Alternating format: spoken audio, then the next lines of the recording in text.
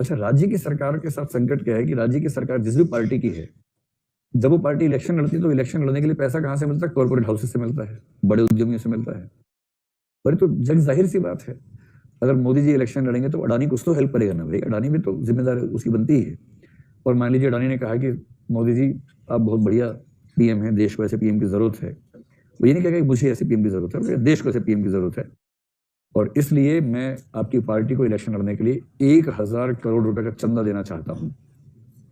चंदा, अब है तो चंदा ही, लेकिन इलेक्शन जीतने के बाद जब अडानी जी कहेंगे मोदी जी को कि मोदी जी कुछ मांग नहीं रहा हूं, वो तो मैंने देश की सेवा के लिए दिया था, और ऐसा हो जाता तो ठीक रहता, थोड़ा देख ली, दबाव तो आ ही जाएगा, चाहे मोदी जी हो चाहे कोई दूसरा नेता हो, दबाव तो आ ही जाएगा।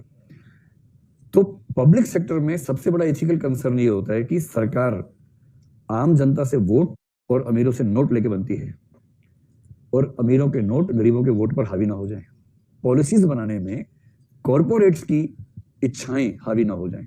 दिल्ली में जो है, दिल्ली की सरकार आम आदमी पार्टी, उसका नाम ही आम आदमी पार्टी, और आम आदमी तो मजदूर होता है, वो उद्यमी तो होता नहीं है। इनको ये पता है कि ना इनको हिंदू के वोट मिलेंगे, ना मुसलमान के वोट मिलेंगे, ना इनको दलित के वोट मिलेंगे, ना यादव जी के वोट मिलेंगे, क्योंकि ये किसी ऐसी कास्ट या रिलीजन की बैकग्राउंड वाली पार्टी है नहीं। तो जो पॉलिटिकल पार्टी किसी रिलीजन या कास्ट के बेस पे बनी नहीं है, उसके पास एक ही ऑप्शन बचता है, वर्ग, क्लास। और अमीरों के पास कोई कुछ भी कर ले, वोट नहीं होते ज्यादा, क्योंकि अमीर बहुत कम है, बहुत कम है इसलिए अमीर है। बहुत ज्यादा होंगे तो अमीर कैसे रहेंगे, फिर तो बराबर हो जाएगा।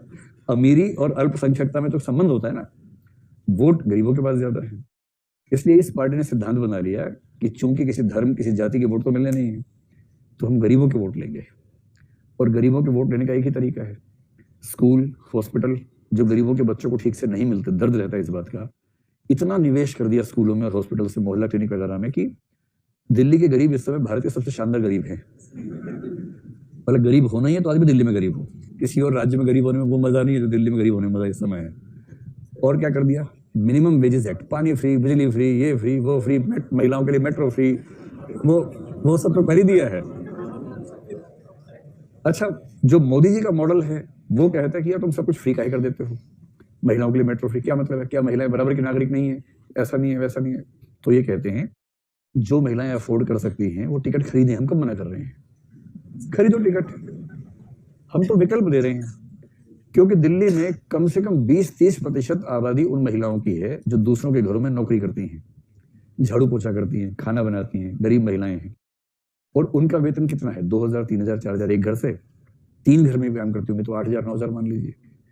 जो महिला 8 से 9000 कमाती है और उसको मेट्रो या बस में जाना पड़ जाए, उसका कम से कम 2000 उसी में खर्च हो जाता है। आप 1 लाख में से 2000 मत देखो, आप 8000 में से 2000 देखो, उस महिला के लिए वो 2000 कितने भारी पड़ते हैं। और महिला के पैसे जो बचते हैं वो शराब नहीं खरीदती उससे, वो बच्चों की फीस भरती है, वो दवाई खरीदती है बच्चों के लिए।